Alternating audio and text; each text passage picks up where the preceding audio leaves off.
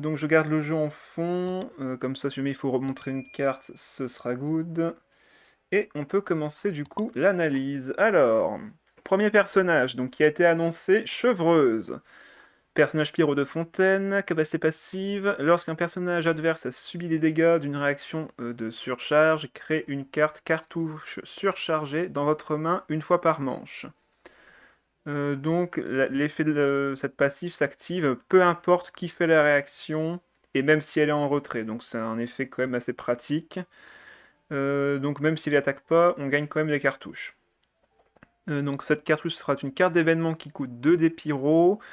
Action de combat inflige 1 point de dégâts pyro au personnage actif adverse. Par contre, marquez bien action de combat. Donc si vous lancez la carte, c'est considéré comme une attaque. Donc vous devez passer votre tour derrière. Donc il faut faire attention sur deux choses, mais elle a un deuxième effet. Lorsque cette carte est défaussée, inflige 1 point de dégâts pyro au personnage actif adverse. Donc le but de cette cartouche chargée pour être vraiment efficace, ça va être justement de la défausser. Bon, en soi, c'est un effet plutôt pratique, hein. Si jamais vous n'arrivez pas à la défausser, vous pouvez toujours l'utiliser comme une attaque normale. Les mages pyro font des attaques normales pyro à 1 point de dégâts, donc en vrai, ça reste rentable pour 2D. Ensuite, oui, Shadow, celui-ci. Après, donc, c'est une lancière, donc elle va faire 2 points de dégâts physiques avec son attaque normale. Rien d'anormal de ce côté-ci. Compétence élémentaire 3 des pyros, tir de suppression rapide à courte portée. Inflige 2 points de dégâts pyro après calcul de la capacité. Si votre main contient une ou plusieurs cartes cartouches surchargées, défausse une carte et soigne votre personnage ayant subi le plus de dégâts pour 1. Alors là-dessus, c'est là où j'ai un petit souci sur cet effet. C'est si vous avez une cartouche surchargée, il est marqué virgule, défausse une carte. Sauf que, est-ce que ça sera forcément la cartouche ou est-ce que ce sera une carte aléatoire de votre main? C'est là où j'ai un doute. Si le monde est bien fait, normalement ce sera une des cartouches que vous allez défausser. Mais comme c'est pas indiqué défausse la carte, ben ça peut prêter à confusion. Donc ce sera à vérifier. Et surtout, vous gagnez un point de vie au personnage qui a subi le plus de dégâts. Donc en vrai, c'est quand même une très bonne compétence, mais qui ne s'active que si vous avez généré des cartouches, donc vous ayez déjà fait une réaction élémentaire. Ça peut être compliqué à activer, mais l'effet est très très bon. Et comme vous défaussez la carte normalement ciblée, vous faites un point de dégâts pyro en plus. Donc c'est quand même un effet sympathique. Ensuite, son déchaînement pour 2 charges, 3 des pyros, inflige 2 points de dégâts pyro et crée un obus explosif secondaire sur le terrain adverse. C'est un état de déploiement, donc ça veut dire que c'est tous les personnages actifs qui le portent sur eux, hein. Après un changement de personnage dans le camp concerné, inflige 1 point de dégâts pyro au personnage activé. Donc, comme pour Klee qui pose des bombes et qui explose quand l'adversaire fait une action, là c'est si l'adversaire fait un changement de personnage. Donc si l'adversaire n'a plus qu'un personnage, cette compétence ne sert à rien. C'est un peu triste, mais faut y penser. Par contre, si l'adversaire a par exemple plus qu'un personnage et qui utilise un œuf pour amener un personnage à la vie pour ensuite switcher sur lui, c'est lui qui va prendre le 1 point de dégâts. Donc ça peut être intéressant quand même. 2 points de dégâts pour ensuite 2 points de dégâts sur 2 changements. En vrai, c'est pas mal et ça facilite grandement de faire des réactions de surcharge. Je vais du coup plutôt Chevreuse qui a l'air de quand même facilement appliquer le pyro avec 2 électros. Ça, je pense que si on devait faire un deck avec elle, ça serait 2 électros, un pyro. Après, si on veut vraiment être efficace pour utiliser la résonance pyro qui fait 3 points de dégâts en plus avec la carte de résonance, ça serait peut-être plus intéressant, mais au vu de l'application pyro qu'elle fait, 2 électros serait, je pense, meilleur. Après, ce sera bien sûr à tester. Rhapsody, bonsoir à toi. Pour moi, si ce n'est pas précisé que c'est la cartouche qui est défaussée, c'est RNG. Ouais, ça a des chances que ce soit ça. Bonsoir Coquitus. Comme je vous ai mis forcément la page en grand, je ne vois pas le chat directement, faut que je retourne de temps en temps dessus. Donc désolé si je ne réponds pas directement à vos messages. Ah, qu'est-ce donc que cela? Smart Ghost, bonsoir à toi qui vient de prendre un abonnement. Troisième, je te remercie beaucoup. Hello à tout le monde, bonsoir à toi. Tu me rappelles d'ailleurs qu'il faut absolument que je refasse les emotes avant la prochaine match, donc je ferai ça demain ou lundi, mardi, je verrai. J'essaierai de trouver le temps pour mettre plus d'emotes pour que vous ayez des trucs encore plus dans les abonnements. Ce sera quand même plus sympa. Xinian pour défausser potentiellement la cartouche? Oui, alors double pyro par contre, je sais pas si c'est une bonne idée, mais tu as d'autres cartes dans le jeu qui peuvent te permettre de défausser, donc à voir. En vrai, à voir. Surtout que tu crées qu'une seule cartouche par tour, je pense pas que t'en généreras énormément. Enfin, une cartouche par manche, donc c'est bien. Tour 1, tu fais une surcharge, tu récupères une cartouche. Tour 2, tu fais une surcharge, tu récupères une cartouche. Donc ça risque d'être assez lent pour en récupérer vraiment beaucoup. Donc en vrai, pas besoin d'une Xignan dans le deck à mon avis. Et enfin, sa carte d'aptitude. Jouable si l'équipe contient uniquement des personnages pyro et électro. Et tu peux donc équiper cette carte sur chevreuse. Donc ça coûte 2 dés, c'est quand même assez cher pour une carte qui juste s'équipe.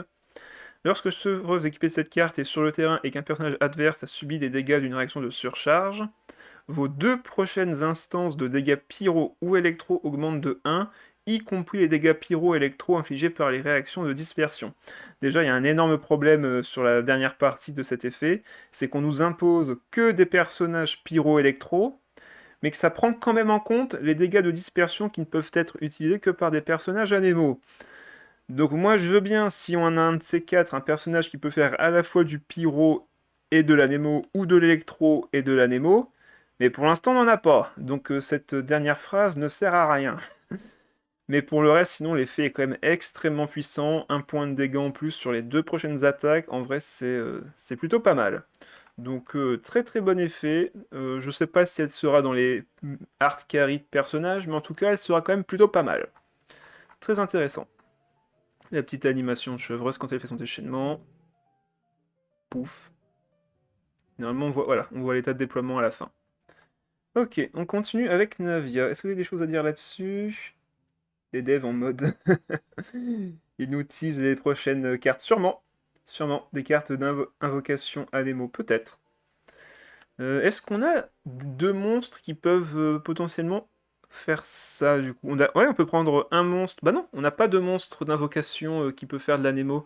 Donc non, pour l'instant, à attendre. Faudra attendre les prochaines mages à tous les coups, hein. Une Lamonie Pyro Anémo. Ah, qui sait? Qui sait si seulement? Du coup, Navia. Alors déjà, comme Chevreuse a une passive directe, lorsqu'un personnage adverse a subi des dégâts d'une réaction de cristallisation, créez 3 cartes shrapnel cristallin et les place aléatoirement dans votre deck. Donc vous choisissez pas où ils seront. C'est pas genre dans les 10 premiers, dans les 5 derniers, non, c'est aléatoirement. Que fait ces shrapnel cristallin? Pour un dé neutre, carte d'événement, inflige 1 point de dégâts physiques au personnage actif adverse et pioche une carte. Bon, donc en gros, un petit effet pour piocher et à faire 1 point de dégâts, c'est correct, mais ce qui est intéressant, je pense, c'est sur le reste de son kit. Épéiste à 2 mains, 2 points de dégâts physiques, compétence 3 des géos, inflige 3 points de dégâts géo, applique un enchantement géo au personnage, et défausse un maximum de 5 cartes shrapnel cristallin depuis votre main, et pour chaque carte défaussée, augmente les dégâts de 1, et permettant de piocher une carte. Alors, attendez, parce que du coup, ça va défausser les shrapnels. Mais ça se fait après avoir activé l'effet, ou est-ce que ça se fait en même temps? Et défausse un maximum de 5 cartes de votre main. Chaque carte défaussée augmentant les dégâts de 1 et permettant de piocher une carte. Donc normalement, ça doit être simultanément. Ça devrait être simultanément pour augmenter les dégâts du coup de sa compétence, un peu comme on fait du coup quand on joue en monde ouvert. Et du coup, ça vous pioche une carte pour chaque carte défaussée, donc en vrai, c'est quand même plutôt pas mal, mais la shrapnel cristallin n'a pas l'effet de défausse, donc on peut pas les cumuler comme avec chevreuse. Mais on gagne quand même l'effet de plus 1 et de pioche directement sur la compétence, donc en vrai, c'est rentable. Son déchaînement qui va faire pour 2 charges, donc facile à augmenter, 3 des géos, inflige 1 point de dégâts géo, et inflige 1 point de dégâts de perforation à tous les personnages adverses en attente, donc une très bonne AO de jeu de base. Invoque le salut de rose d'or et crée une carte shrapnel cristallin dans votre main. Donc on récupère directement une shrapnel, et salut de la rose, qu'est-ce que ça fait? C'est une invocation qui en phase finale va infliger 1 point de dégâts géo et pioche une carte. Shrapnel cristallin, ah ok, donc c'est une pioche ciblée, donc ça c'est très bon, c'est dure 2 tours. Très très bon effet, mais je pense qu'on a encore plus d'infos sur la carte d'aptitude.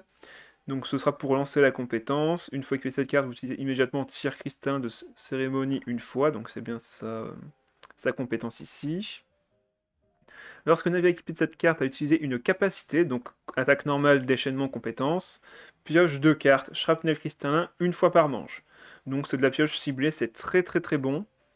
Et ça nous assure d'avoir du coup les shrapnels. Bon ben, en vrai, c'est plutôt pas mal. C'est-à-dire que si on fait déjà un personnage qui applique un élément, qu'on fait la compétence avec justement la carte d'aptitude, on va faire une réaction élémentaire, donc créer 3 shrapnels dans le deck, et en piocher directement 2. Donc en vrai, c'est quand même plutôt pas mal. Très très bon effet. Comme ça derrière, on utilise à nouveau la compétence qui sera améliorée par 2 shrapnels. Donc on passe de 3 à 5 points de dégâts. Et derrière, on pioche encore 2 cartes, et derrière, on a encore un déchaînement à lancer pour piocher nos autres shrapnels. Bon, bah en vrai, non, c'est... Elle a un très très bon kit, Navia. Surtout avec sa carte d'aptitude. Pas mal du tout. Son petit déchaînement. Alors, on aura une Lamonie Pyro, j'ai déjà lu. 8 points de dégagés au max avec la compétence. Voilà, c'est ça. Ah, bonsoir, Rebai. À moins que j'ai encore écorché le nom à tous les coups, je le sens. Je sens que j'ai écorché, désolé d'avance. Ouais, Rebay, c'est ça.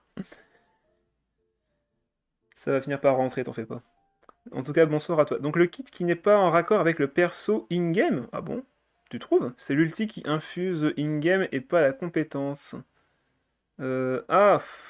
Oui, je vois ce que tu veux dire. Mais effectivement, ça reste quand même la compétence qui, qui décharge les noyaux cristallins sur la cible.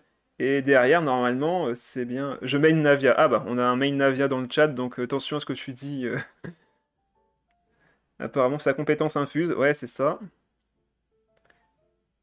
Et encore, non, elle infuse. Enfin, elle décharge, entre guillemets.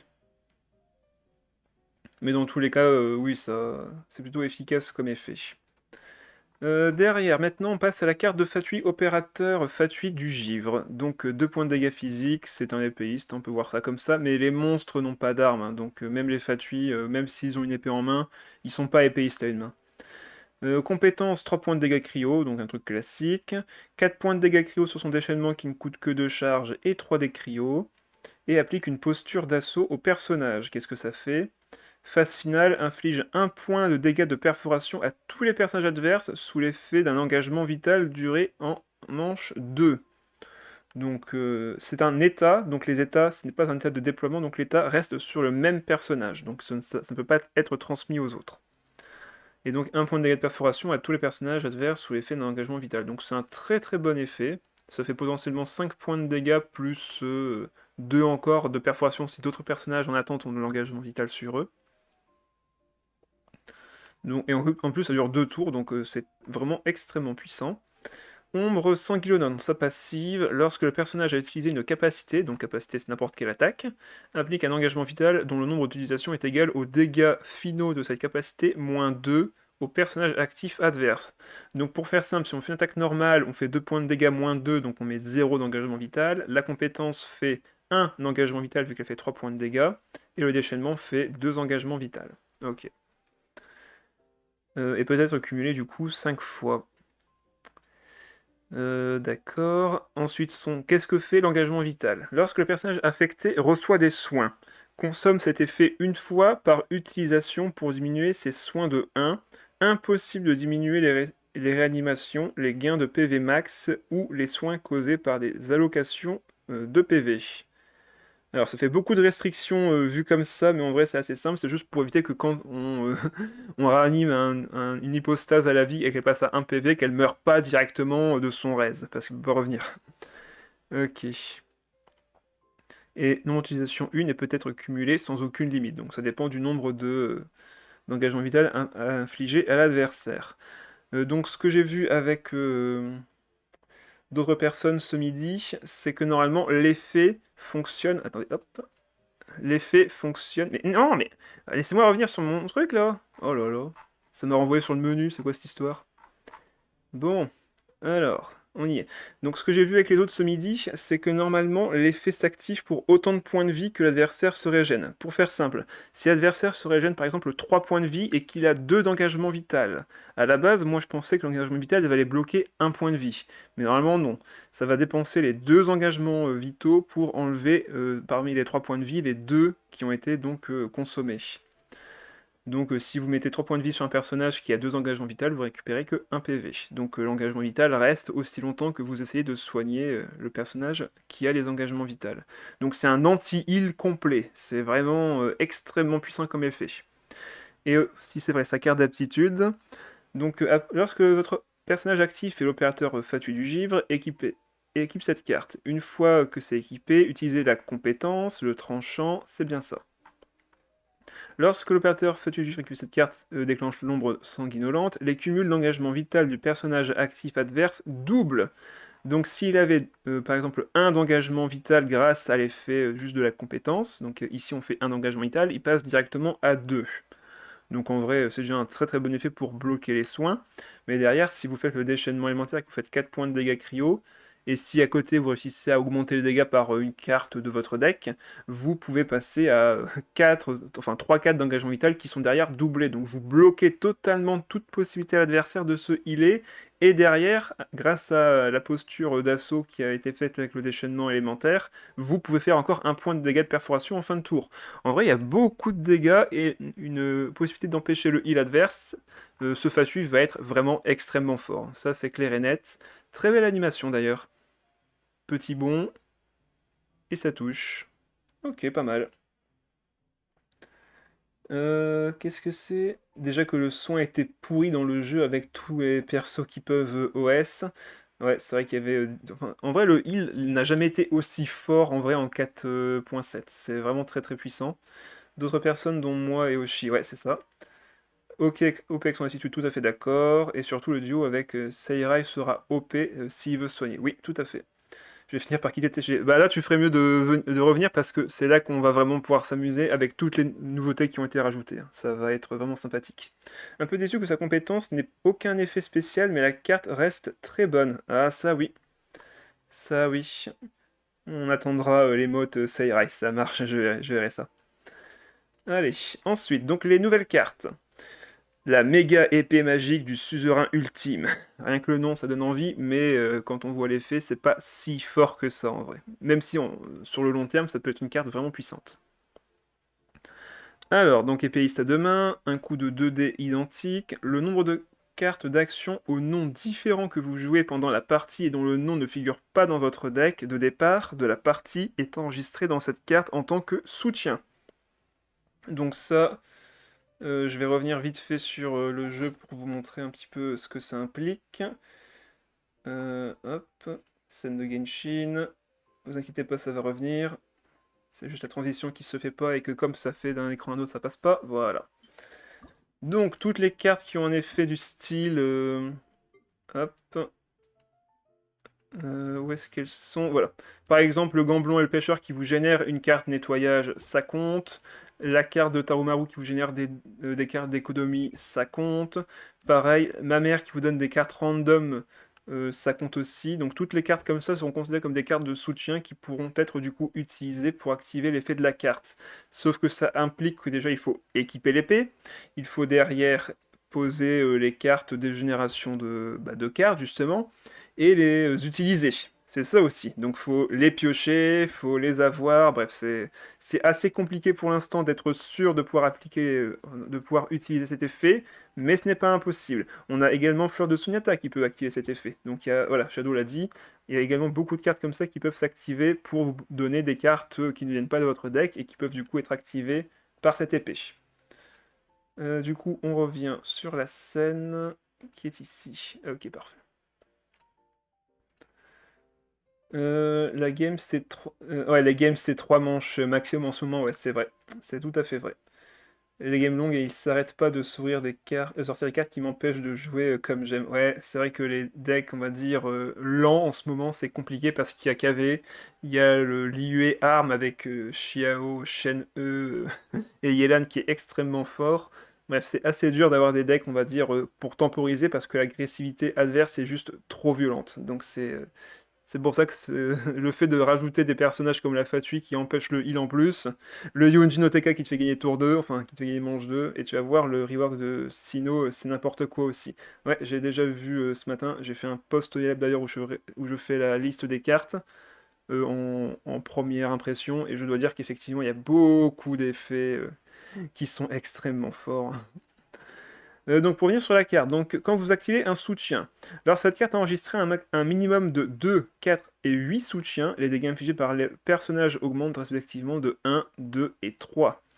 Peut être équipé par des épéistes à deux mains et pouvant être équipé effectivement d'une carte, c'est normal.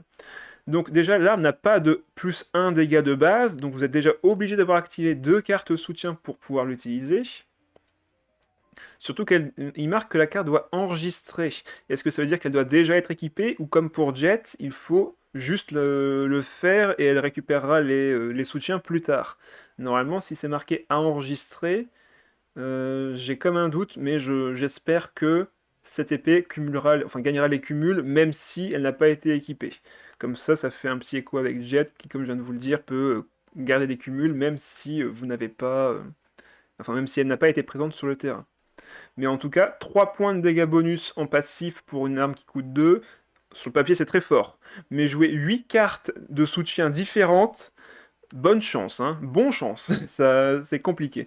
Donc je pense qu'une mort du loup restera quand même toujours la meilleure carte épéiste à deux mains pour le moment. Forêt de prospecteur, donc c'est une carte d'Ast, donc les lances, pareil, un coup de 2 dés identique. Lorsque le personnage affecté subit des dégâts, si possible, défausse une carte dont le coût original 2 dés élémentaire est le plus élevé depuis votre main pour diminuer les dégâts de 1 et cumuler 1 point d'unité. Déclenche 2 fois maximum par manche, donc vous pouvez défausser 2 cartes de votre main avec ça et en même temps réduire les dégâts de 1 2 fois. Donc en vrai, c'est une très bonne carte pour tanker, une très très bonne lance pour tous les personnages qui ont besoin de tanker, c'est plutôt pas mal. Lorsque le personnage utilise une capacité, donc attaque normale, compétence, déchaînement, si cette carte possède des points d'unité, ils sont tous consommés pour augmenter les dégâts de la capacité de 1, et chaque point consommé permet de piocher une carte. Donc vous aurez passivement un point de dégâts en plus si vous avez un cumul, et vous piochez autant de cartes que vous avez de cumul. Donc ça permet de faire plus de dégâts et d'avoir de la pioche. En vrai, cette carte, elle fait tout, c'est beau. J'aime beaucoup. Le seul défaut, entre guillemets, qui peut devenir un avantage, c'est qu'il faut défausser des cartes de sa main. Mais en vrai, c'est quand même plutôt pas mal. Et l'autre main. Et après, derrière, oui, c'est vraiment une très très bonne lance. En vrai, je pense qu'on pourrait la retrouver dans des decks lanciers qui se jouent avec Candace, avec... pourquoi pas, on va le voir tout à l'heure, peut-être Zhongli. Tout ce qui peut tanker, en vrai, ça peut être sympa en termes de lance, et ça fait même de la génération de pioche. Donc en vrai, très très bonne carte. En tout cas, mieux que l'épée à deux mains d'au-dessus. Ils ont essayé d'être trop original, sûrement, ouais. 8 cartes qui ne figurent pas dans ton deck de base, surtout, c'est ça, voilà. C'est ça le plus dur. Yujin Shen-E Zhongli, tu te souviens, avec le Vortex, la Millite et le Prospecteur. Oui, de toute façon, ça, c'est... C'était une team Gedeoshi. Oui, oui, t'en fais pas, Shadow, on aura encore le temps de reparler de ces decks-ci quand la version sera sortie. Je sais, j'étais là, Shadow, c'était ce midi, donc t'en fais pas. Ensuite, non d'abord c'est celui-là, le Triomphe du Gladiateur, donc nouvelle carte d'artefact qui coûte 0, donc c'est toujours une très bonne chose qu'un artefact coûte 0, ça permet de bien enchaîner avec la princesse sanglier par exemple pour récupérer des dés derrière. Et là en plus, qu'est-ce qu'il fait? Lorsque le personnage utilise une attaque normale, dépense 1 d'élémentaire en moins si vous avez moins de 3 cartes dans votre main, une fois par manche. Donc vous économisez 1 dé, par contre, faire une attaque normale, est-ce que c'est vraiment rentable? Est-ce que ce serait pas plutôt intéressant dans des decks avec des personnages qui sont plutôt catalyseurs, donc avec au moins de quoi appliquer un élément? Parce que les attaques normales physiques, hein, c'est vraiment pas intéressant à jouer dans le TCG, sauf si vous avez besoin de ça pour piocher, pour faire des dégâts de gratte et monter un ulti. Mais en soi, cette carte reste assez bonne. Ça coûte 0, ça vous fait dépenser un dé en moins. On verra la version améliorée, je pense, en 5.0 sûrement. Mais en tout cas, l'effet est bon. Il est correct, il est bien. À voir s'il rentre dans certaines compositions, mais le fait de dépenser un d'élémentaire en moins, c'est bien. La restriction des 3 cartes en main, donc il en faut que 2, évidemment. Mais comme la carte coûte 0, on peut jouer ça dans des decks, on va dire, un peu rapides, qui permettent de vite faire des dégâts, monter vos ultis, juste en attaquant, donc pourquoi pas. En vrai, pourquoi pas. Sérénée, donc ceux qui reconnaissent forcément la quête à Fontaine reconnaîtront ce personnage. Se déclenche, donc coûte 2 dés neutres, compagnon de soutien, donc c'est un compagnon qui fonctionne du coup avec Denierzad, donc on peut récupérer assez facilement. Se déclenche automatiquement une fois par manche. Ajoute une carte de soutien de Mélusine aléatoire dans votre main, nombre d'utilisation 3. Donc automatiquement une fois par manche. Normalement si on la pose, je suppose qu'elle va ajouter une carte directement dans votre main. Donc les 2 prochains tours, vous récupérez également une carte. En fait, le problème c'est qu'on ne sait pas c'est quoi les cartes Mélusine. Donc elle coûte 2, mais qu'est-ce qu'elle vous donne en échange? C'est vraiment ça la question. Est-ce qu'elle vous donne du soin? Est-ce qu'elle vous donne des dégâts? Est-ce qu'elle vous donne un équipement? Qu'est-ce qu'elle donne? Donc là, franchement, je n'ai aucune idée de à quoi ça va servir. Mais au moins, vous avez une autre carte qui peut vous générer justement des cartes qui ne font pas partie de votre deck. Donc à voir si ce personnage est le meilleur perso de la 4.8 ou le pire. On ne sait jamais. Des choses à dire là-dessus? Il n'existe qu'une carte de soutien de Mélusine. Ah bon? Ah, ma mère, d'accord. C'est pour ça. Mais je pense que les cartes de soutien de Mélusine, c'est des cartes aléatoires créées par celle-ci. Donc on verra bien. On verra bien ce que ça fera. Même problème que Furina à l'époque, quand on ne savait pas ce que faisait Centre d'attention. Tout à fait. Tout à fait, tout à fait. Alors du coup, ensuite, plutôt que de voir ce scélérat en gagner, carte d'événement qui coûte 0, chaque fois que votre adversaire obtient 2 dés élémentaires pendant la manche, vous obtenez un dé omni. Les dés élémentaires accordés par cet effet ne sont pas pris en compte. Simplement dire, ce deuxième effet, c'est que si votre adversaire utilise également la carte d'événement, ça ne prenne pas en compte les stacks que vous avez créés, parce que sinon il y a un risque de boucle infinie, clairement. Je pense que comme c'est une carte d'événement, on ne peut l'activer qu'une seule fois. C'est parce que si on pouvait activer les deux, vous vous doutez bien que là, ça serait un peu trop fort. À voir. En vrai, c'est une bonne carte pour contrer un peu tous ces decks qui génèrent tellement de dés sur un seul tour, histoire de pouvoir vous derrière en gagner également. On a vu, hein, de toute façon, pour ceux qui regardent la Prince Cup, qui regardent les decks un peu combo avec les chasses au trésor et autres, avec les rêves dorés, vous récupérez très très vite des dés élémentaires, et ben derrière, ce deck peut vous permettre justement de... Enfin, cette carte vous permet justement de créer des dés omni pour vous aussi, sans avoir à jouer de cartes. Donc en vrai, carte vraiment excellente, à voir ce que ça donnera en compétitif. Elle sera sûrement présente en tout cas. Tadam, ça veut tout dire. Carte d'événement qui coûte 0 également, inflige 1 point de dégâts de physique à votre personnage actif et vous permet de piocher une carte pendant la phase finale de la manche. Donc cette carte en fait elle répond à un besoin énorme qu'on a actuellement sur le TCG, c'est-à-dire que pour l'instant on a une méta qui est vraiment centrée sur le gel. Le but actuellement de tous les decks les plus forts de la méta, c'est de mettre de l'hydro ou du cryo sur un personnage adverse, faire des dispersions, les affaiblir un petit peu, et à la fin de la partie, geler l'adversaire pour qu'il ne puisse rien faire. Cette carte, elle permet de se littéralement dégeler. Vous faites un point de dégâts physiques à votre personnage actif, et derrière, il est dégelé, vous pouvez comme ça réattaquer et ne pas être bloqué comme un con. Normalement, si je ne dis pas de bêtises, le point de dégâts physique que vous auto-infligez ne fera pas déclencher le brise-glace. Donc vous n'allez pas prendre 3 points de dégâts, ça serait vraiment stupide. J'espère en tout cas que ce sera le cas. Mais ce sera un point de dégâts physique qui restera un point de dégâts physique sur votre personnage actif. Je le répète, vous ne prendrez pas le brise-glace. C'est un peu comme quand Xingqiu fait une évaporation sur lui-même avec son effet. Ça enlève l'élément, mais ça ne vous fait pas de dégâts d'évaporation sur vous. Bon bah, très très bonne carte, on l'attendait hein, franchement cette carte, ça fait très plaisir de la voir, ça permet vraiment de contrer certains types de decks, mais par contre justement ça contre que certains types de decks, les gels, donc à voir si ce point de dégâts physique pourrait être utilisé dans d'autres circonstances, comme par exemple avec justement je pense à la lance... Attendez, on va revenir sur le jeu vite fait, hop... Je pense notamment à la lance ici. Elle est où, elle est où, elle est où? Je la vois plus. Alors. La récompense légitime qui vous donne des cumuls quand vous recevez des dégâts. Enfin, qui vous donne des charges quand vous recevez des dégâts. Et quand vous avez 3 cumuls de ces charges, vous pouvez gagner du coup facilement un ulti. La carte n'a aucun intérêt si tu prends les 2 dégâts de brise-glace. Normalement, tu les prends pas. Si, je me suis renseigné, tu prends vraiment les 3 points de dégâts. Dans ce cas-là, cette carte, c'est de la merde. Franchement, cette carte, c'est de la merde. Non, désolé Coquitus, je ne regarderai pas de deck ce soir, on se concentre vraiment que sur la partie de la mise à jour. Surtout que tous les conseils que je pourrais vous donner maintenant dans vos decks vont disparaître d'ici mercredi. Désolé du coup pour tes 1000 points. Je sais pas si je peux te les rendre, non je peux pas. Hélas, je ne pourrai pas. Mais voilà, du coup, on a peut-être certains effets qui pourraient bénéficier de ce 1 point de dégâts physiques, mais si les brise-glaces font vraiment 3 points de dégâts, ça par contre c'est vraiment stupide de leur part. On n'a qu'à dire qu'il en aura un gratuit pour la prochaine fois. Bien sûr, Coquitus, hein, rappelle-moi, mais t'en auras un gratuit, bien sûr. Ça peut s'embourser quand je fais une prédiction, mais pas quand c'est un viewer qui me fait directement un achat sur ses points. Comme des affronte-moi, si tu veux, mais de toute façon, il n'y aura pas de match aujourd'hui. Je t'assure? Ah. Alors attends, est-ce que je peux te rendre les points? Je vais mettre ça en grand pour mieux voir. J'ai pas accès... Non, j'ai pas accès à ça ici. Il y a un panel pour ça. Ah, mais il faut que j'aille sur le... Bon, c'est pas grave. De toute façon, Coquitius, t'en fais pas. Je n'oublie pas que tu as payé 1000 points, donc ce sera conservé, bien évidemment. Alors, du coup, on retourne sur ça. Voilà. Alors, maintenant, les ajustements. Le plus gros de, le plus gros de la soirée. Alors, commençons avec ce qui a vraiment détruit la version 4.7 de Genshin en ce moment, les bêtes sacralisées.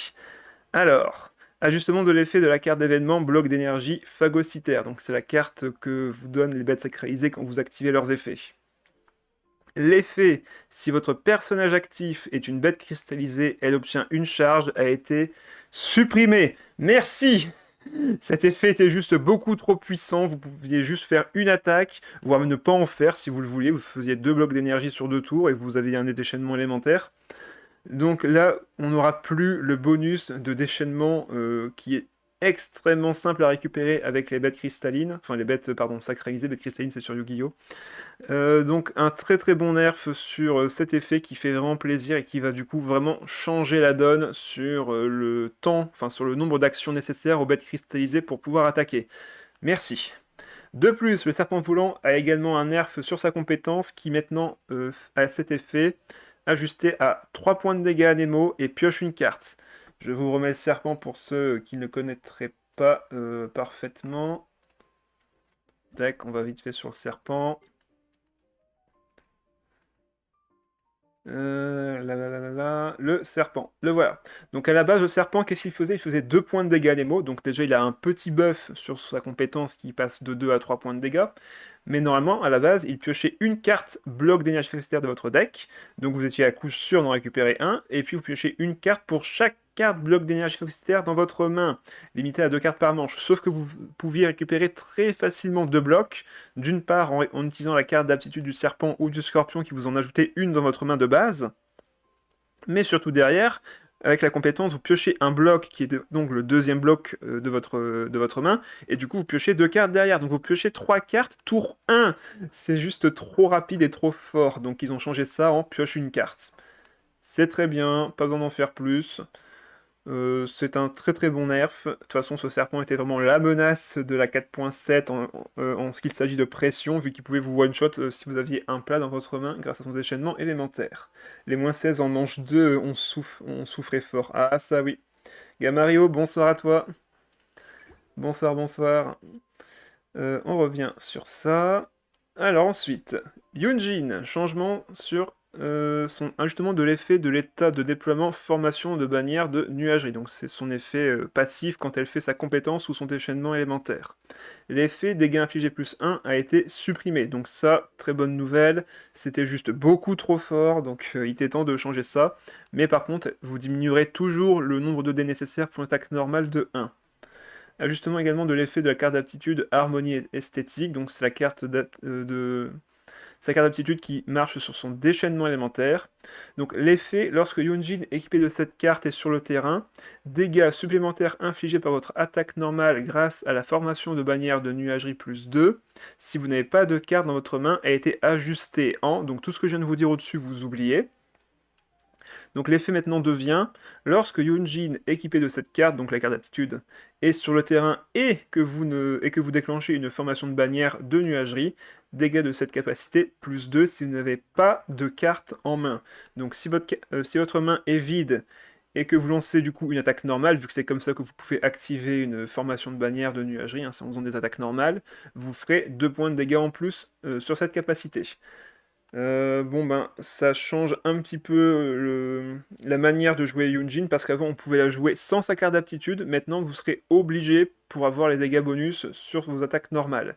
Vous aurez toujours l'effet pour dépenser des dés en moins, mais vous devrez derrière utiliser sa carte d'aptitude pour pouvoir récupérer les 2 points de dégâts en plus. Donc très bon nerf, c'est clairement un nerf, hein. Vous perdez les dégâts en plus et vous récupérez que sur la carte d'aptitude les dégâts plus 2. Donc en vrai, très très bon nerf de Yunjin, j'en suis assez satisfait. Alors vous avez des choses à dire là-dessus? J'ai regardé les stats de mon live cet après-midi, spectateur moyen 0. Je suis au bout de ma vie, t'en fais pas, il y a des jours comme ça arrive, hein. Surtout, j'ai remarqué quelque chose, Gamario, le samedi, c'est vraiment le jour où il y a le moins de monde, hein. Samedi après-midi, j'ai regardé mes stats, c'est pour ça que j'ai changé d'ailleurs pour samedi soir. C'est vraiment pas un bon timing pour faire des lives. Cocytus, Yunjin ne buff plus les dégâts des attaques normales, genre c'est le principe même du perso, je trouve ça dommage, ils auraient pu mettre la réduction de dés sur la carte d'aptitude. Bah non, elle a toujours l'effet de réduction de dés, elle l'a toujours. Ils ont juste enlevé les points de dégâts. Parce que normalement tu avais non seulement les points de dégâts, mais en plus tu avais les dés. Par contre les dés c'est vrai qu'ils ne s'activent que si tu as moins de 2 cartes en main, c'est la seule condition pour activer l'effet de la bannière.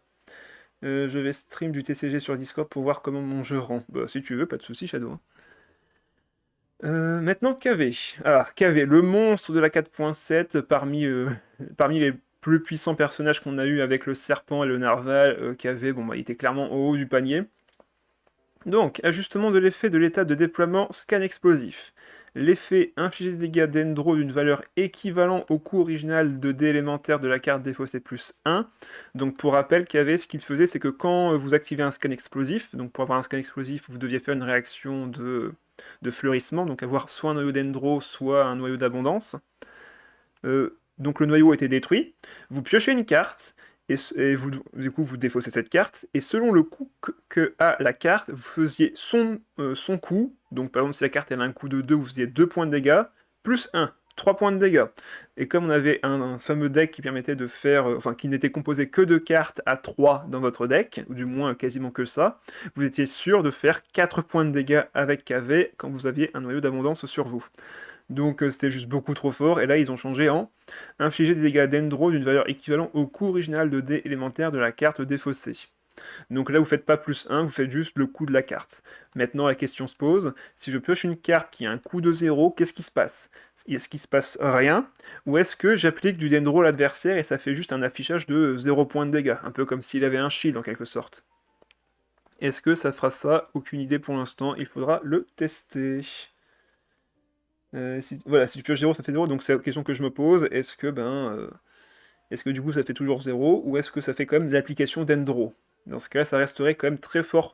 KV, malgré ce nerf, va rester quand même, je pense, extrêmement fort. Ok, tu vas avec Shadow, pas de soucis. Pas suffisant le nerf de KV pour moi? Oui.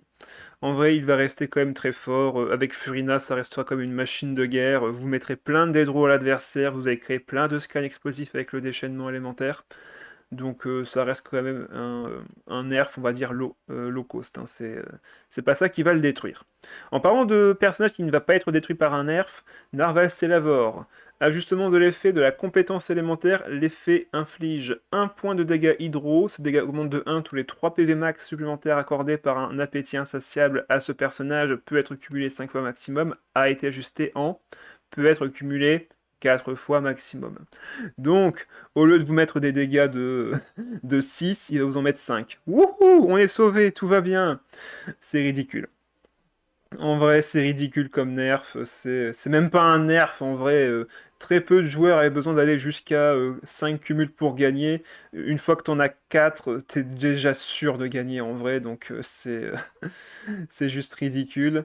Donc pour ceux qui ne savent pas, hein, le narval, le voici, il a que 5 PV, mais il augmente au fur et à mesure que vous défaussez des cartes, enfin défausser ou harmoniser des cartes, ce qui fait qu'il monte très très vite.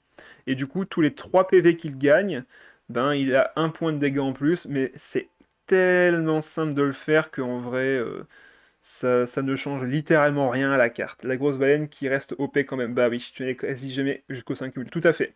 Tu n'allais jamais jusqu'au 5 cumul, donc en vrai, en mettre 4, c'est vraiment juste... Regardez, on fait quelque chose pour vous, comme ça, elle est pas non plus trop forte, mais en vrai, ça ne change rien. Une fois que tu avais genre 3 cumuls, c'est-à-dire que tu as récupéré du coup 9 points de vie, généralement, ça veut dire ça, c'est que tu as récupéré 9 points de vie, tu es déjà un monstre de points de vie, tu ne meurs pas, et tu fais déjà extrêmement mal, 4 points de dégâts de base sur une compétence, ça fait très mal. Donc passer de 5 à 4, ça ne change mais alors absolument rien au problème du narval. Il aurait fallu limiter le nombre de points de vie gagnés d'une manière ou d'une autre, ou alors mettre le cumul à 3 max en vrai. Si on veut vraiment rentabiliser le truc, vous mettiez à 3 max, là ça aurait été vraiment un vrai geste. Et encore, je dis ça, mais 3, comme j'ai dit juste avant, ça reste quand même 4 points de dégâts, donc ça reste fort, hein. Donc ça ne résout pas le problème du narval. Je pense qu'on le reverra toujours dans les decks des fausses, peut-être avec Apep, qui sera du coup peut-être plus joué plutôt que les bêtes cristallisées. Mais ça restera quand même un monstre de dégâts et de tankiness. Allez, on revient sur la suite. Ah, Lisa, ça fait plaisir de la voir. Elle a reçu un petit up. Ajustement de l'effet du déchaînement élémentaire. L'effet applique état conductivité au personnage actif adverse a été ajouté. Donc Lisa, hop, on va retourner sur elle vite fait aussi. Beaucoup de transitions ici. Lisa, qui se joue du coup, pour ceux qui ne le savent pas, avec l'effet conductivité. Je l'ai perdu, elle est là. Cet effet va permettre à Lisa, avec sa compétence, ou du moins avec ses attaques chargées plutôt, d'infliger 2 points de dégâts en plus à un personnage qui a la conductivité, mais ce cumul augmente à chaque fin de tour. C'est-à-dire que la conductivité commence à 2. Si vous n'activez pas l'effet de la conductivité, en fin de tour, il va passer à 3. Et si vous ne faites toujours rien ce tour-ci, il va passer à 4. Donc potentiellement 4 points de dégâts en plus. C'est vraiment le kit unique de Lisa sur le TCG, c'est vraiment ces cumuls de conductivité. Sachant que le déchaînement élémentaire infligeait 2 points de dégâts électro et invoquait une rose de foudre. Cet effet n'avait du coup aucun lien avec la conductivité et maintenant elle gagne un effet qui je pense aurait dû être là depuis le début. Donc en vrai, un buff qui fait quand même plaisir, mais est-ce que ça suffira pour l'avoir sur le devant de la scène? Pas sûr, pas sûr du tout même. Mais ça fait quand même plaisir. Ensuite, on passe à Kaedehara Kazuha. Donc là, Kazuha qui se fait totalement rework. Donc sa compétence, alors ajustement du dégât du déchaînement élémentaire de dégâts Nemo passe de 3 à 1. Donc c'est un énorme nerf, pardon. Ajustement des dégâts de sa compétence élémentaire, Anemo passe de 3 à 1, pareil, hein, sa compétence qui passe de 3 points de dégâts Nemo à 1 seul, c'est un nerf total. Mais par contre, ça change sur ses effets du contrôle du chaos. Donc qu'est-ce qui se passe? Cet effet a été ajusté en... La prochaine fois que vous effectuez un changement de personnage et basculez pour le personnage affecté, considère ce changement comme une action rapide et non pas comme une action de combat. Avant que vous ne choisissiez une action, si le personnage affecté est actif, il utilise directement une attaque normale dont les dégâts physiques sont convertis en dégâts anémaux. L'effet est annulé après le calcul de la capacité. Donc, qu'est-ce que ça change? On va revenir sur Kazuha du coup. On va revenir sur Kazuha sur le TCG, et encore quoi que de toute façon ça ne servira à rien, tout est écrit ici. Maintenant, Kazuha, il a toujours cette passive de pouvoir se déplacer quand il fait sa compétence. Donc il fait sa compétence, il fait une dispersion, hop, il va sur le personnage qui est donc suivant, donc celui qui est à sa droite. Maintenant, si jamais vous revenez sur Kazuha, ce sera forcément un déplacement rapide, vu qu'il aura du coup l'effet du contrôle du chaos, et il va lancer une attaque normale, donc une attaque plongeante, faut le voir ça comme ça aussi, c'est une attaque plongeante qui va faire des dégâts anémaux. Pourquoi ils ont diminué son déchaînement et sa compétence à 1, je ne sais pas. Il y a pourtant que son déchaînement qui fait que... Enfin, il y a que sa compétence qui fait que normalement il se déplace et qu'il peut relancer une attaque. Donc pourquoi avoir changé également son déchaînement élémentaire, je ne sais pas. C'est vraiment un mystère. Euh, En vrai, l'effet est cool, parce que ça veut dire qu'il va pouvoir avoir un déplacement rapide gratuit pour revenir sur lui, et vous ferez forcément une compétence anémo, enfin une attaque normale plongeante anémo. Mais derrière, en vrai, ça reste un petit peu limité en termes de dégâts sur le reste. Il fera beaucoup de dégâts en attaque plongeante, mais pour le reste, il fait genre 1 point de dégâts, c'est ridicule. C'est vraiment, vraiment très faible. C'est peut-être ça qui est un peu dommage d'ailleurs. Tu l'as quasiment... Ok. Lisa, c'est histoire de dire qu'on lui ajoute un truc, c'est ça en vrai. KV, le narval qui change pas. Bah ouais, hein, franchement, ça... le point de dégâts en plus, en vrai, ça évitera du coup le one-shot du côté de KV. Vous n'aurez plus le fameux one-shot de 10 points de dégâts en début de manche 2, donc c'est déjà ça, merci au secours. Mais derrière, il pourra toujours vous vaincre avec un déchaînement derrière, donc ça ne change pas grand-chose au problème. Non, la plongeante ne sera pas forcément anémo. Comment ça? Elle sera de l'élément dispersé si elle a dispersé 1 avec la compétence. Ah, c'est vrai qu'il conserve normalement l'effet de... Attendez, je revérifie pour être sûr. Je relis vite fait la description. Inflige 3 points de dégâts Nemo, donc ce sera que 1 point de dégâts à Nemo, et accorde contrôle du chaos au personnage. Si cette capacité déclenche une dispersion de contrôle du chaos et convertit en l'élément dispersé, après la capacité à basculer pour le personnage suivant. Donc normalement, oui, il conserve également l'élément dispersé. Donc effectivement, il pourra encore lancer normalement une attaque de l'élément qu'il aura dispersé. Mais est-ce que ça veut dire que... le contrôle du chaos est converti en l'élément dispersé. Oui, c'est ça, donc l'élément du chaos est... Enfin, le contrôle du chaos est converti en l'élément dispersé. Donc normalement, oui, effectivement, il conserve l'élément qu'il aura dispersé. Donc ça peut permettre quand même pas mal de combos intéressantes. C'est juste que ça reste dommage de baisser les dégâts de sa compétence et de son déchaînement en parallèle. En vrai, il aurait juste fallu changer la compétence ici, et c'était tout, hein. Il n'y avait pas besoin de chercher plus loin, en vrai. Mais bon, s'ils font ça, c'est qu'il y a une raison, et on aura sûrement la réponse quand on testera Kazuma. À surveiller, du coup. Albedo, sûrement des personnages qui a été le plus buffé de la version.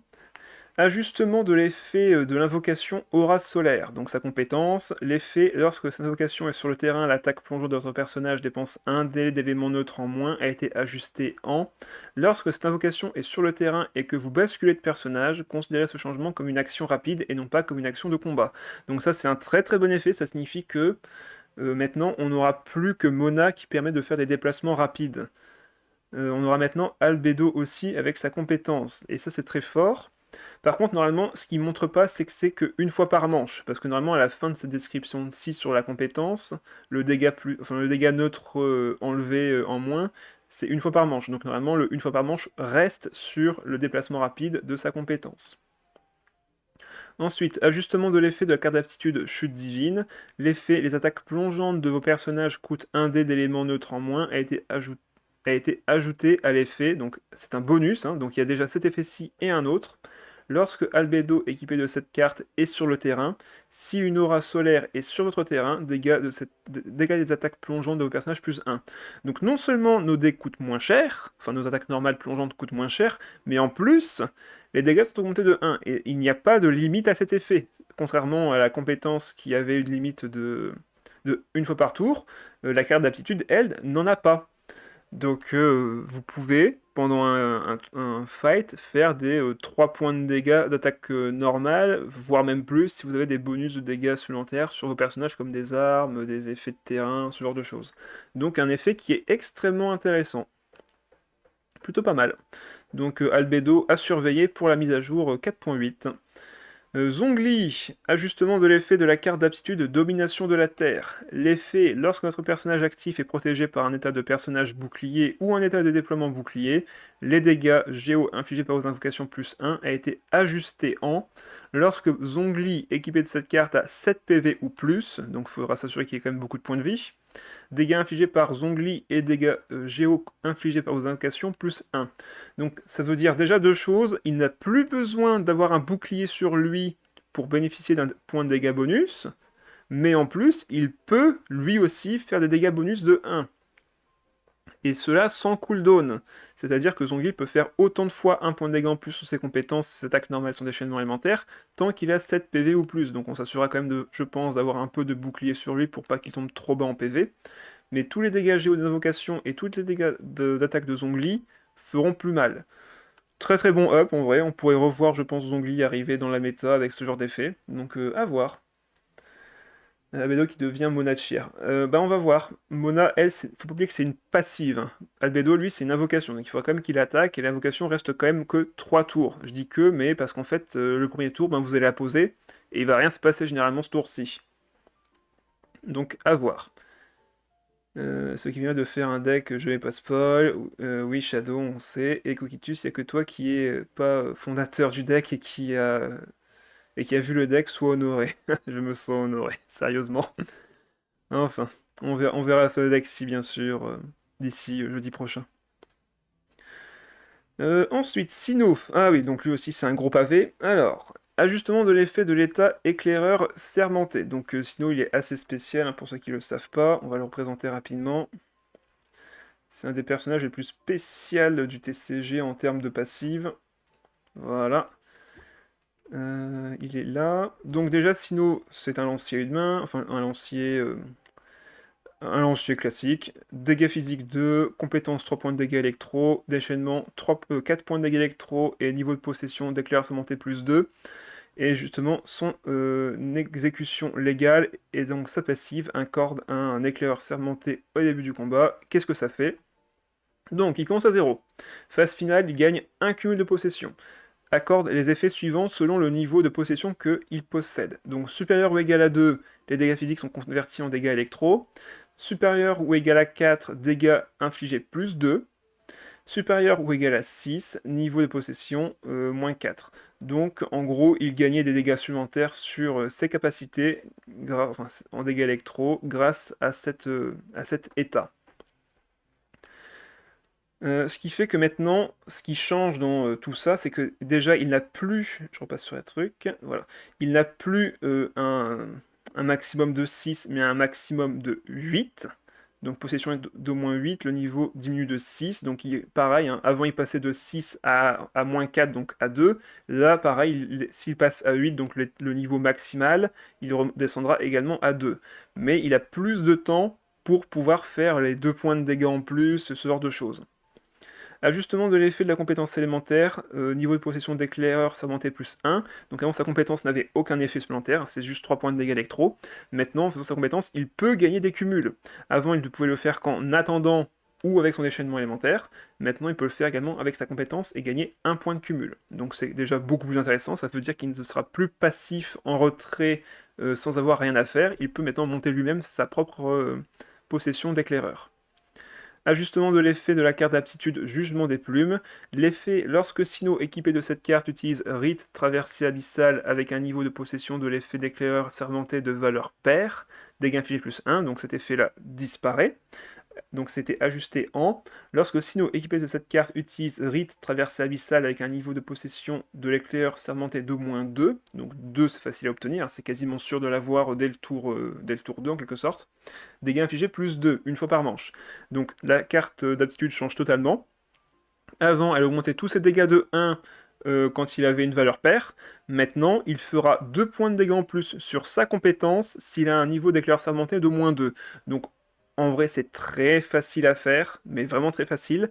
Et en plus, si jamais il a un niveau de 4 et plus, il fera pas 2, mais 4 points de dégâts en plus. Donc c'est énorme. Sino peut avoir maintenant un énorme burst de son côté grâce à sa carte d'aptitude. Et en vrai, c'est beaucoup plus intéressant que ce qu'il avait avant. Sino TK manche 2, incoming. Je pense pas que manche 2 ce sera possible, vu que c'est que une fois par manche, le plus 2. Mais à voir. En vrai, on peut avoir des surprises, hein. Ça va me permettre de le rejouer, il me semble qu'il était joué dans la méta 3.8 en Hyper Bloom. C'était pas en Hyper Bloom, il me semble, c'était plutôt dans des teams surcharge. Et encore, j'ai un doute. Non, c'était pas en électrocution avec Xinkyu pendant un temps? En vrai, il a pas été beaucoup joué, Sino. Maintenant que j'y pense, hein, il était fort pour finir la game, mais comme la méta s'est beaucoup accélérée, qu'il y a eu beaucoup de cartes pour générer beaucoup d'autres effets. Xinkyu Yao Yao? Je me souviens pas qu'Ioyao était joué avec Sino en vrai. Peut-être dans certains decks très précis, mais je n'ai pas de souvenir là-dessus. Lance de Jade, je pense qu'il y a moyen. Oui, avec Lance de Jade, de toute façon, c'est clairement une arme pour lui. Dégâts normal plus autant. Et encore, non, la lance de Jade, pardon, c'est celle qui augmente les dégâts, peu importe ce que tu fais. Donc oui, lance de Jade, de toute façon, c'est clairement la meilleure lance en termes de dégâts. Donc ouais, il y a des chances qu'il puisse faire des belles performances. On verra ça. Suivante miroir, ajustement de l'effet de l'état éclat de miroir d'eau. L'effet dégâts hydro suivi par le personnage affecté plus 1 a été ajusté en lorsque le personnage affecté bascule pour un autre personnage, il faut dépenser un dé élémentaire en plus. Et à l'inverse, ajustement de l'effet de la carte d'aptitude prison de miroir, l'effet nombre d'élémentaires à utiliser pour basculer d'un personnage affecté pour un autre personnage plus 1 a été ajusté en dégâts hydro suivi par le personnage affecté plus 1. Donc en gros, pour faire très simple, avant sa compétence quand vous la lanciez, elle faisait 2 points de dégâts hydro et vous pouviez du coup faire plus de dégâts hydro à chaque fois que vous attaquiez un personnage qui avait l'état subi par l'éclat de miroir d'eau. Maintenant, ça a été changé en il ne peut plus se déplacer. Enfin, il peut se déplacer bien sûr, mais ça va coûter un dé élémentaire en plus. Et maintenant, ce qui a changé du coup avec la carte d'aptitude, c'est qu'elle a repris l'effet de base de la compétence. Donc ils ont juste interverti les effets. Maintenant, la compétence fera naturellement le dé en plus, et la compétence avec la carte d'aptitude fera plus de dégâts hydro, du moins subis par le personnage. Donc, très bon choix en vrai. Ça va rendre le personnage encore plus cancer, ça va être génial. On va aimer. Ensuite, chute opportune. Donc, justement, en parlant de trucs bien cancer, on va aller, hop, Siennae, bonsoir à toi. Ils ont inversé les effets de la compétence et de la carte d'aptitude. Voilà, tout simplement c'est ça. Donc pour revenir sur cette carte, pour ceux qui voient pas ce que c'est, hop, on va aller dessus. Voilà, c'est celle-ci. Shoot opportune qui va donc passer de un coût de 1 actuel à 0. Et pour rappel, l'effet c'est jouable s'il vous reste au moins 8 dés élémentaires et si l'adversaire n'a pas encore annoncé la fin de sa manche. Pendant la manche, les deux joueurs doivent dépenser un dé élémentaire en plus lorsqu'ils effectuent un changement de personnage. Cette carte n'a jamais été jouée sauf dans des decks un peu troll pour piéger et empêcher l'adversaire de se déplacer.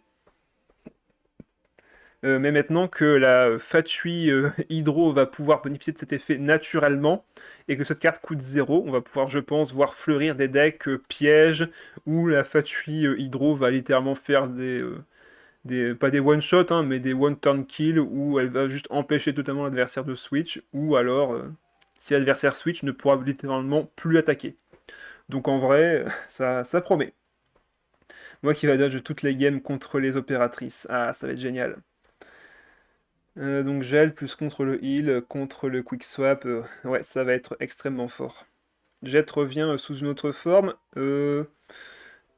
peut-être, peut-être. Jet, après avoir été totalement banni en détruisant son effet, va devenir un cancer, ça va être ça sûrement. Ça va être sûrement ça.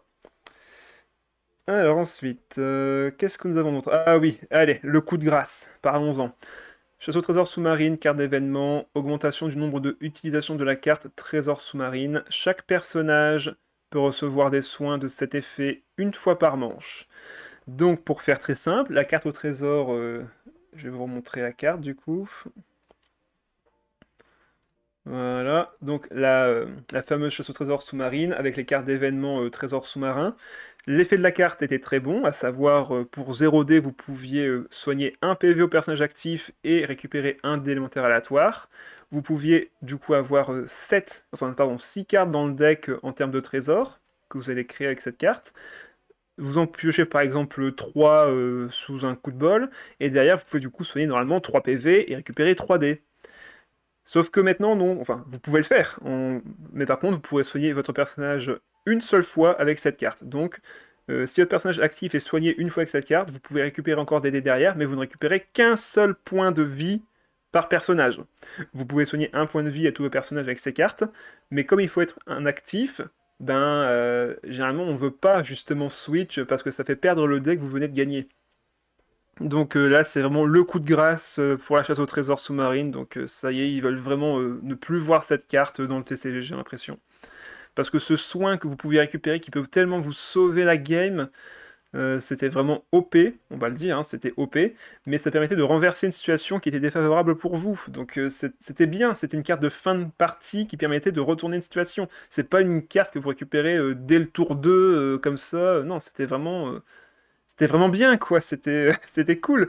Ben là, ils vont vous empêcher de vous soigner pour retourner une situation difficile. Mais vous gardez quand même encore les dés élémentaires.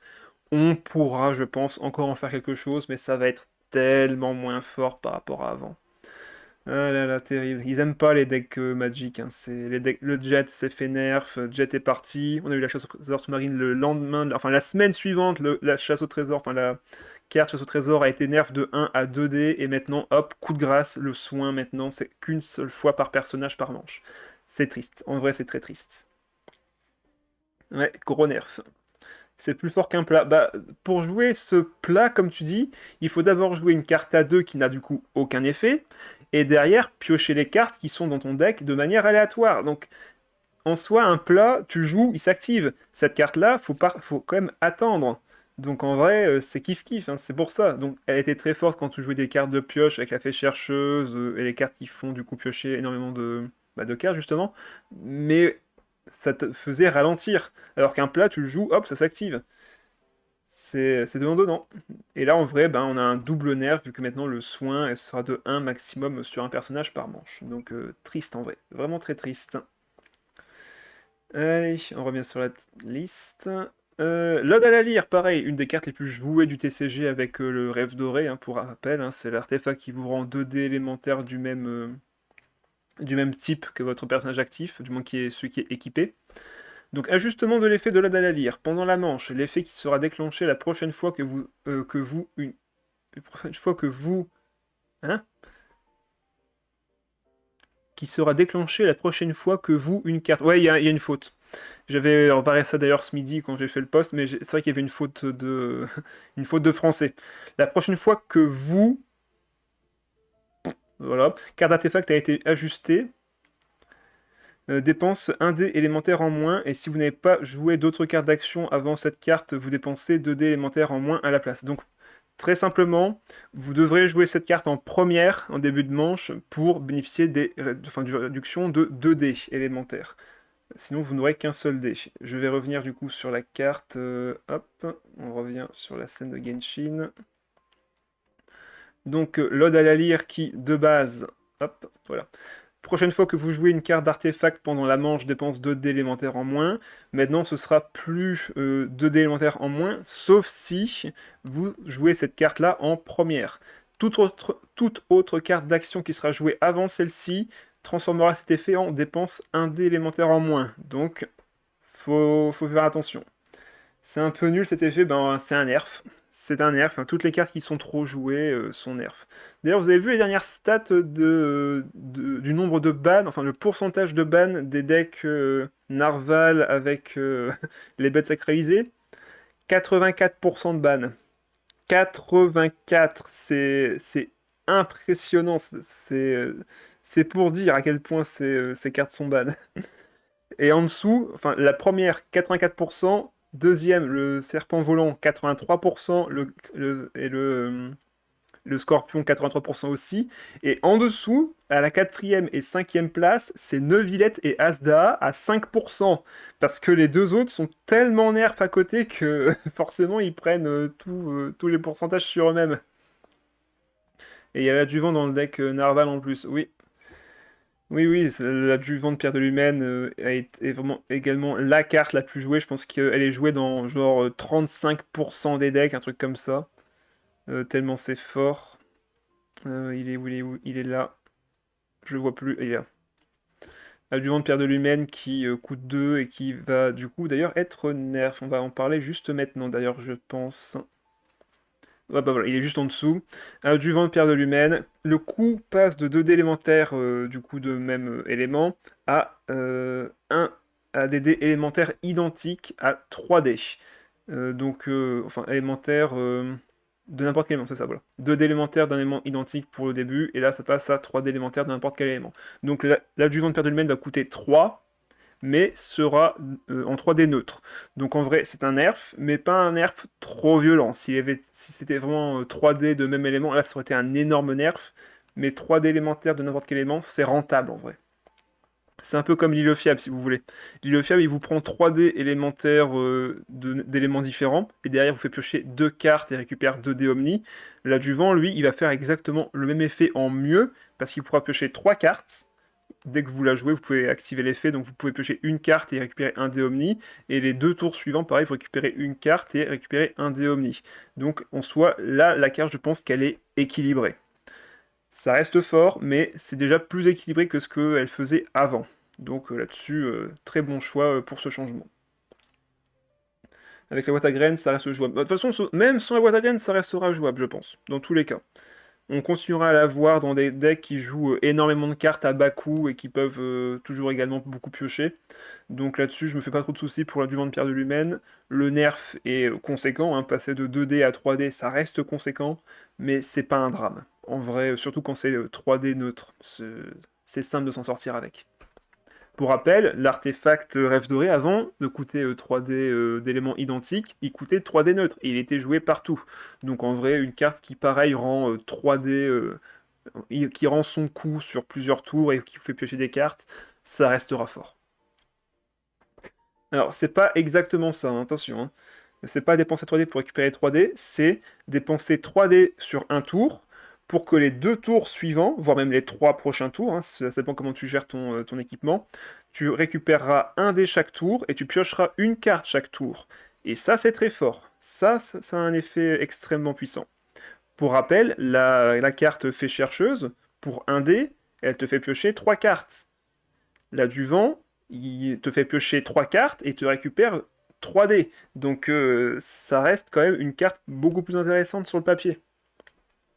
C'est pour ça, ouais, ça fait piocher et rendre des dés. Donc ça reste rentable sur les tours suivants. C'est surtout comme ça qu'il faut l'avoir. T'as un tour un peu faible, tu te poses tes cartes, et les 2 tours suivants, tu vas être beaucoup plus agressif. C'est un peu comme ça que fonctionnait d'ailleurs Paymon au tout début. C'était vraiment la meilleure carte de génération de dés, vu qu'il n'y avait que celle-là en même temps, en quelque sorte. Mais ça te coûte 3 d'abord, puis ensuite ça te rend 2 pendant 2 tours.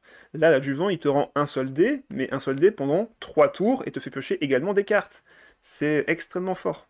Donc en vrai, là, je trouve la carte équilibrée. Ensuite, est-ce que je suis bien sur la bonne image? Oui. Donc, domaine de l'aurore, ajustement de l'effet, la limite de déclenchement de l'effet de 1 fois par manche a été ajustée en 2 fois maximum par manche. Merci. Cette carte n'a jamais été présente en tournoi tellement elle était mauvaise. La carte relève était quand même bien meilleure. Je vais vous montrer un petit peu vite fait les cartes quand même, pour ceux qui ne savent pas. Donc, non, c'est pas toi, c'est à côté.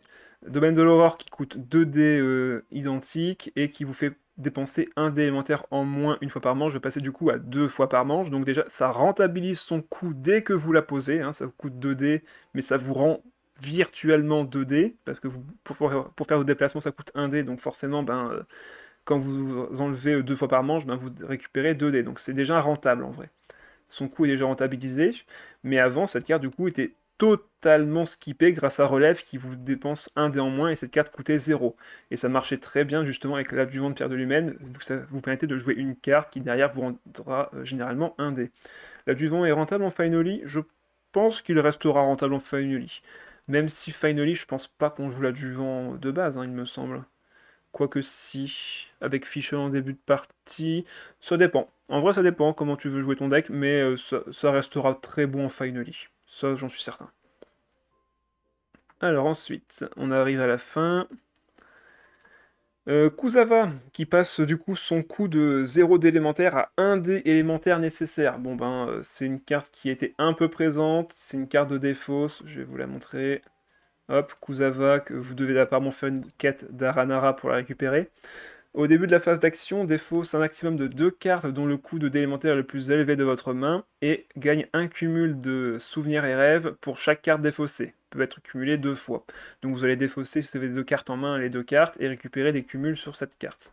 Grâce à ces cumuls, lorsque votre personnage utilise une capacité, si vous n'avez pas joué de carte d'action pendant la manche, donc c'est important de ne rien jouer avant, consomme un souvenir et rêve pour que la compétence coûte un dé élémentaire en moins. Cette carte coûte 0 et vous économise des dés, donc en vrai c'était rentable, mais vous deviez défausser des cartes. Pourquoi ce nerf? Je suppose que ça anticipe une potentielle une potentielle invasion d'effets de défausse, surtout que Kusava pourra fonctionner avec les cartes du coup de... hop, voilà. L'effet de la carte pourra combiner avec justement Chevreuse, ici avec ces fameuses cartouches chargées, donc elle peut défausser une carte qui coûte 2. Ça peut fonctionner également avec les shrapnel cristallins qui coûtent 1 du côté de Navia, même s'il faut avoir vraiment que des cartes qui coûtent 0 dans le deck, ce qui va être un peu compliqué à faire, mais ce n'est pas impossible. Donc sûrement un nerf préventif à cette carte, pour éviter qu'elle soit trop forte pendant la méta. Donc voilà, on a fait le tour, on a absolument parlé de toutes les cartes et de tous les nerfs. Bon d'ordre général, je suis satisfait. Je suis content qu'ils aient fait ces ajustements. Ils ont même buff des personnages, ils ont rework un autre. Pareil, Albedo a quand même reçu un gros rework sur sa compétence et sa carte d'aptitude. Sinon pareil, gros rework, hein, donc beaucoup de changements, des nerfs qui étaient vraiment nécessaires sur les personnages qui étaient beaucoup trop forts. Je suis étonné, mais vraiment étonné, qu'ils aient nerf Yelan avec la carte pêche, enfin chasse au trésor, en une semaine après sa sortie, mais derrière ils ont pas touché de la version au serpent et au narval, alors que pourtant c'était vraiment les cartes ban de la version, c'est pour dire. Enfin, au moins le nerf est lancé, le narval va rester quand même la carte phare de la 4.8, il y a des chances, hein. Je pense qu'il va pas nous quitter tout de suite le narval. Au moins il ne pourra plus fonctionner aussi bien avec les bêtes sacralisées, vu qu'elles seront quand même beaucoup plus lentes pour lancer leur déchaînement élémentaire. Mais je pense qu'on trouvera des astuces, ça je n'en doute pas de l'ingéniosité de certains créateurs de decks, j'en ferai sûrement partie d'ailleurs, je l'espère. Voilà, on a fait le tour. Demain, du coup, ce sera du Hearthstone. On va sûrement faire une ou deux semaines selon mon envie. Et du coup, la semaine prochaine, je vous donne pas rendez-vous mardi, du coup, mais du coup, directement mercredi. Mercredi, du coup, on fera un live toute la journée, le matin de 8 à 11 et l'après-midi, enfin plutôt le soir de 20h30 jusqu'à X temps, jusqu'à ce qu'on ait fait tout le contenu TCG. Toujours pareil, hein, le matin ce sera découverte de la version avec les nouveaux ajouts, quête d'histoire, etc. Pas d'invocation, hein, malheureusement. Emily a été mise en bannière numéro 2 pendant le live, donc j'ai été un peu triste d'apprendre ça. On verra bien pour l'invocation, ce sera en deuxième partie, c'est pas grave. Ça me laissera le temps de farmer comme ça. Et à côté de ça, du coup, on se retrouvera également jeudi, samedi pour tester tout plein de nouveaux decks qui me seront d'ailleurs conseillés par la commu. Ça va être très marrant, je pense. Mais le premier deck qu'on fera du coup mercredi soir, ce sera un deck avec Goru Navia. J'ai hâte de tester ça, voir la synergie qu'on peut faire entre eux, ça va être très marrant. Moi qui attends Atlan, bah là c'est vraiment la mise à jour de transition, hein, donc c'est vrai qu'on va être un petit peu sur notre fin, je pense, pendant cette version, mais là Natlan qui va arriver, ça va être surtout avec le trailer, ouais, je me doute bien qu'il y a quand même pas mal de choses, enfin pas mal de personnages qui ont été révélés qui sont plutôt pas mal. On a les fameux les doubleurs japonais de Naruto et Sasuke qui sont présents, donc ça fait très plaisir de les voir. Et évidemment Himeko dans le rôle de l'Archon Pyro. Mais on pouvait s'y attendre de la part de MiYoYo, la doubleuse d'Himeko qui est quand même beaucoup connue, qui avait le droit à son personnage de Genshin. Donc ouais, ça fait plaisir de la retrouver. Date Bayo, ouais, c'est tout à fait ça.